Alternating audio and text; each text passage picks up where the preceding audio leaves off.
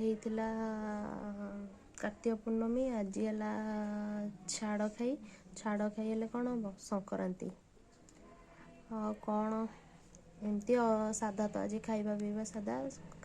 माने नित्यकर्म हेरिका भी सब सरीगला टिफिन भी खाई देचु सबुदिन तो रुटी खिया हो प्राय कह गले रुटी चाहा खाई देचु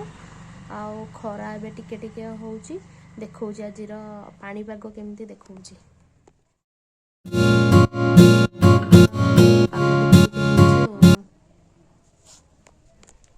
आउ दिनटाक तो सब एमतिका कटुची कुआडे भी जाई आसी होनी दरकार पड़े टे मार्केट जावा कथा ना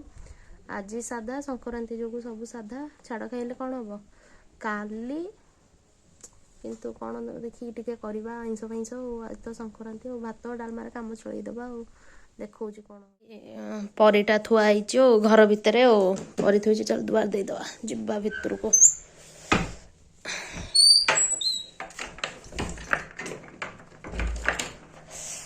परी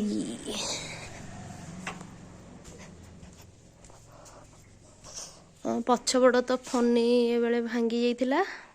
तैयारी ना आगपटा जहाँ रिपेयर बो ये बसिक परिवा काटुची आज तो संक्रांति साधा छाड़ खाइले कौन हम साधा आज मेनू कौन कौन हम आज हम मेनू ओ खटा फ्राइड राइस पनीर छेना आलू तरकारी डाली साधा मूलाटा कौन काटुचु बा मूला पकईबी एथिरे मूला ओ खटा आंबिल जो आपर हुए उड़िया हुए मूला ओ कखारू गोटे आंबिल हम आंबिल केमती करिवो मते कहिबु हैला हां रेसिपीटा हां रेसिपी आंबिल रेसिपी कला बेले देखैबो आउ एटा गाजर हिरिका कटा हो जाई कैप्सिकम गाजर कैप्सिकम हां सोयाबीन टिके पड़िबो साधा तो बनिया हम ना पड़िबो हम आ तू आज कर दे काली मु करबी काली मो छाड़ खाइयो हां तो छाड़ खाई काली हां आज संक्रांति छाड़ खाई तू करि दे आंबिलटा कला बेले मते देखैबो होला केमती होउची हां मु जाननी सेटा केमती होय एको तो आसीबो तू आंबिल रेसिपी हला कला बेले कहबो आगुआ कहि देले कोन हबो हां हां हां जानिए केमती का हम ओडिया ट्रेडिशनल ले केमती का हुए रोसई हमर साधारणतः महालक्ष्मी जो पूजा होते गुरुवार घटा ताकू आंबिल दही भात आंबिल जाऊ खीरी की जाऊ बोली कह जाए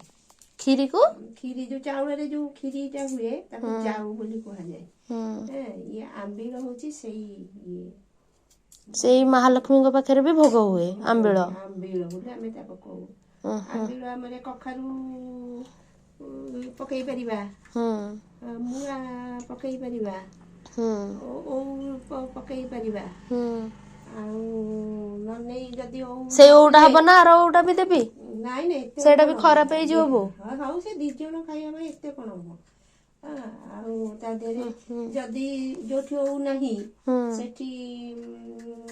ये पता देरे पकई परिबो आंबुल टिके पकई परिबो आंबुल ओ नथिले तेंतुली रस टिके देकी भी करि परिबो हाँ हाँ कला बेले आंबिलटा मते टिके कहबो रेसिपीटा एमती कटा होची आज तो क्लाइमेट अच्छी खरा खरा होची ठंडा टिके पड़ी तो खरा एमती होची टिके भल लगुच भी देह को एमती सब चलची आगो घिया पकईली घिया रे मु पड़ची तनगिरी घिया पकईली घिया टिके गरम हो जाऊ गरम हो गला परे कौन करिया फास्ट में घिया पकई देले घिया पकई सैला परे घिया सोरिष तेल भी करि परंदी रिफाइन देखो तुम जो तेल नीड तुम पाखे जहाँ थिबो से अनुसार तुम करतो एटा साधा होची साधा तो रोसई एटा तो साधा रोसई कौन ପକେଇଦେବେ ଫୁଟଣ ପକେଇବେ ତାପରେ ମାନେ ଭେସୁଆ ପତ୍ର ଫୁଟିବାକୁ ଦେବା ତାପରେ ଭେସୁଆ ପତ୍ର ପକେଇଦେବେ ଭେସୁଆ ପତ୍ର ଟିକେ ଭଜା ବି ଗଲେ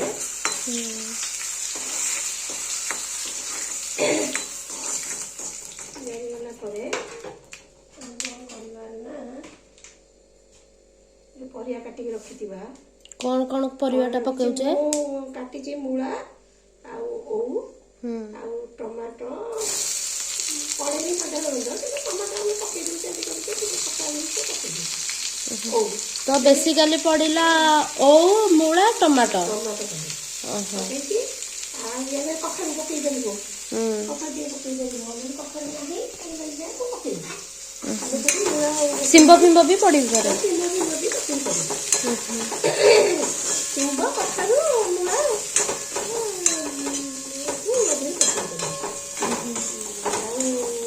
ଯଦି ଓଉ ପକେଇବେ କିନ୍ତୁ ଓଉ ନଥିଲା ଯଦି ଆମ୍ବୁଲା ପକେଇବ ତାହେଲେ ତେନ୍ତୁଳି ରସ ଟିକେ ଦେଇପାରିବ ତେନ୍ତୁଳି ପକେଇ ପାରିବ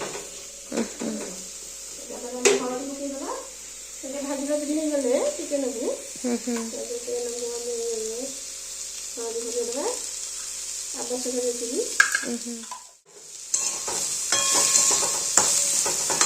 ଯାଦ୍ୱାରା ଆଉ କ'ଣ ଲଙ୍କା ଗୁଣ୍ଡ ହେରିକା କ'ଣ ପଡ଼ିବ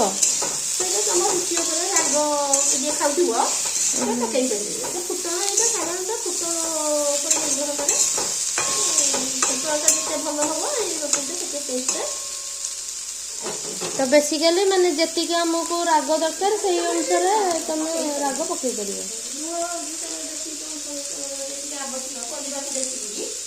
ଲୁଣ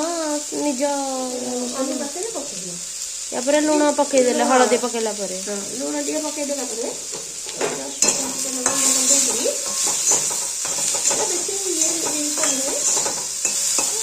କେତେ ଟାଇମ୍ ଲାଗିବ ବନେଇବା ପାଇଁ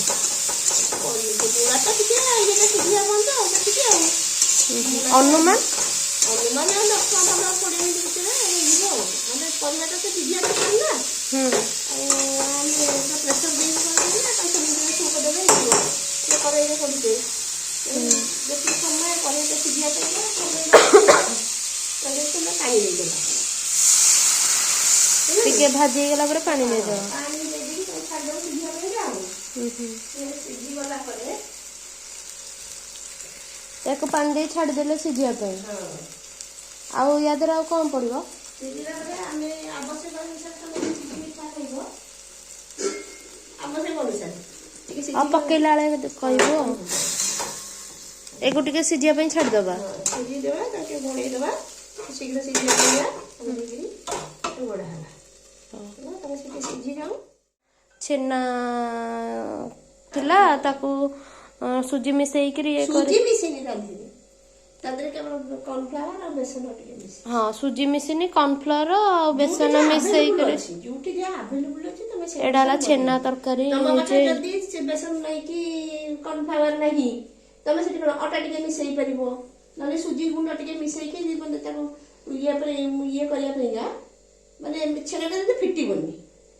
ତାକୁ ଛାଣି ଅଂଶଟା ପୁରା ଚୁପୁଡ଼ି ଦେବା ତ ବେସିକାଲି ଛେନା ତରକାରୀ ହେଇଛି ଆମର ଆଉ few moments later କାଢ଼ିଆ ସିଝିଲା କି ନାହିଁ ଦେଖିନେବା ସିଝିଛି କି ନାହିଁ ଦେଖିନେବା ହଁ ଇଏ ପ୍ରାୟ ସିଝିଗଲାଣି ତେଣୁକରି ୟା ଦେହରେ କ'ଣ କରିବା ରୁଚି ଅନୁସାରେ ୟା ଦେହରେ ଯୋଡ଼େ ବଡ଼ି ବି ଆପଣ ପକେଇ ପାରିବେ ଯାହାକୁ ଭଲ ସେ ପକେଇ ପାରିବେ ନହେଲେ ଯିଏ ନ ଖାଇବ ସେ ନ ପକେଇଲେ ଏଇଟା ହେଉଛି ମୁଁ ଅଟା ଗୁଣ୍ଡ ଟିକେ ନେଇଛି ଅଟା ଗୁଣ୍ଡ ଯଦି ଯାହା ଆଭେଲେବୁଲ୍ ନହେଲେ ଏଠି ଚାଉଳ ଗୁଣ୍ଡ ଦେଇପାରିବେ ନହେଲେ ଅନ୍ୟ ବେସନ କି କର୍ଣ୍ଣଫ୍ଲାୱାର ଯାହା ଗୋଳେଇକି ଦେଇପାରିବେ ଏଇଟା କ'ଣ ଚିନି ଚିନି ଆପଣ ଆବଶ୍ୟକତା ହେଲେ ଚିନି ପକେଇ ପାରିବେ ଯଦି ଗୁଡ଼ ଥିଲେ ବି ଗୁଡ଼ ପକେଇ ପାରିବେ ଆପଣଙ୍କ ରୁଚି ଅନୁସାରେ ଯେତିକି କ୍ୱାଣ୍ଟିଟି ମିଠା ଖାଇବେ ସେତିକି ମିଠା ଦେବେ ବେଶୀ ଯିଏ ଯେତିକି ଖାଇବେ ମିଠା ଦେଇକି ତାକୁ ଗୋଳେଇ ଦେବେ ଚିନିଟା ଟିକେ ହେଲା ପର୍ଯ୍ୟନ୍ତ ମସଲା ପର୍ଯ୍ୟନ୍ତ ସିଝିବ ତାପରେ ଏଇଟା ସାଧାରଣତଃ ଟିକେ ବହଳା ହେଇନଥାଏ ପାଣି ଏମିତି ରହେ ମୁଁ ଟିକେ ୟା ଦେହରେ ଅଟା ଗୁଣ୍ଡ ହେଲେ କ'ଣ ଏଇଟା ଟିକେ ନାକୁ ବହଳା ହେଇକି ଆସିବ। ଆସିଯିବ ତାର ଇଏଟା ଜୁସ୍ଟା ତାର ଯେଉଁ ପାଣିଟା ବହଳା ହେଇଯିବ। ବହଳା ହେଇଗଲେ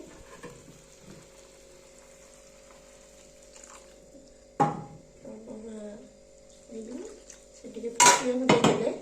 ଫୁଟିଏ ଟିକେ ସିଝିଗଲେ ଜୁସ୍ଟା ଆପେ ଆପେ ବହଳା ଆଟରେ ଆଳ ବଢ଼ା ହେଇଯିବ। ଆଉ ଗୋଟିଏ ଜିନିଷ ତମ ପାଖରେ ଯଦି ନଡ଼ିଆ ଅଛି ଟିକେ ନଡ଼ିଆ କରିକି ପକେଇଦେବି।